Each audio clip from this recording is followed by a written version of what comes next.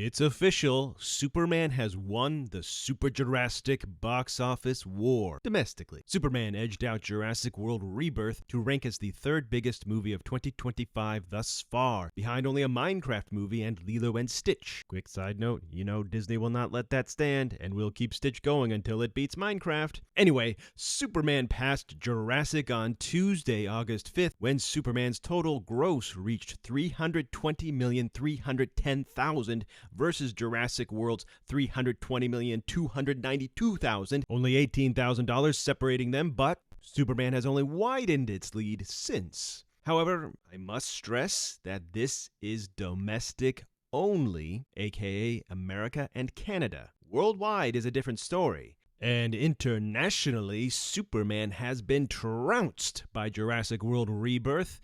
Whether you want to call it rejection or indifference, Superman has underperformed internationally compared to its domestic run. Less than 43% of its $550 million plus run has come from international, which is a low ratio even by Superman standards.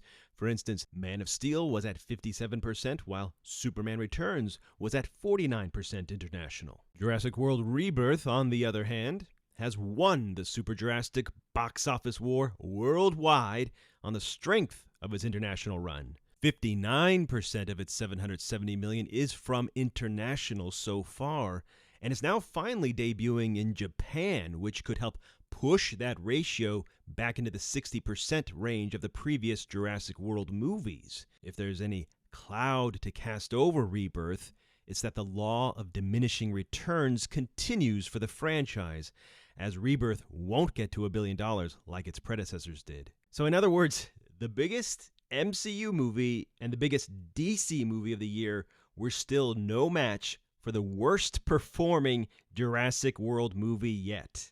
While we're talking about the top grossing movies of 2025 worldwide, shout out to F1 the movie, which at around $550 million has become the top grossing movie of Brad Pitt's career worldwide, eclipsing World War Z's $540 million, not adjusted for ticket price inflation. For what it's worth, F1 is fourth for Brad Pitt domestically alone, and World War Z is number one. Again, not adjusted for ticket price inflation. Now let's take a look at Superman's fourth weekend at the domestic box office to see where it might be headed. It did not hold particularly well, but it was still better than Fantastic Four: First Steps, as it was down 45% to $13.7 million versus Fantastic Four's 58.5% second weekend tumble. So let's now compare Superman's fourth weekend to similar movies of the past. James Gunn's previous picture, Guardians of the Galaxy Volume 3, was legging out better at this point, and Matt Reeves' The Batman had a bigger weekend and total gross at this point, although it flamed out rapidly after this, so Superman could still overtake it in the weeks to come. Look at Spider-Man Homecoming, for instance. Same late summer corridor as Superman, and it had $56 million still left in the tank. Now, for Man of Steel, the previous solo Superman movie, well, both fell 45% at this point, though Superman had already passed Man of Steel's final gross as of last Monday. However, adjusted for ticket price inflation, which is a way to get a better sense of attendance, Man of Steel is still ahead. Thankfully, there was more to the box office than just comic book movies this past weekend. 3 notable movies debuted nationwide, led by DreamWorks' The Bad Guys 2, which was number 2 with $19.7 million. The first Bad Guys movie had a $22.8 million first weekend back in April 2022, and it closed out with a solid $97.5 million.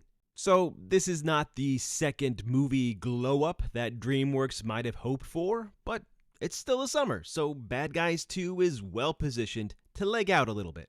Speaking of legs, The Naked Gun is going to need them after a modest $15.2 million opening weekend in third place. Bad Guys 2 is a dime-a-dozen kids cartoon, but Naked Gun is that rare theatrical comedy, so whether fair or not, it's carrying the torch for an entire genre perception-wise. On the plus side, Naked Gun had the highest grossing launch for a Liam Neeson vehicle since Taken 3 in 2015. But let's not forget, Naked Gun is IP. This is a Lega sequel, so that carries the burden of being compared unfavorably to its predecessors. Here are the opening weekends of the Naked Gun franchise adjusted for ticket price inflation in millions of dollars. This shows that all three previous Naked Gun movies had significantly higher attendance out of the gate, including the first one from 1988. Not only that, this cop comedy spoof genre has actually performed well in the recent past.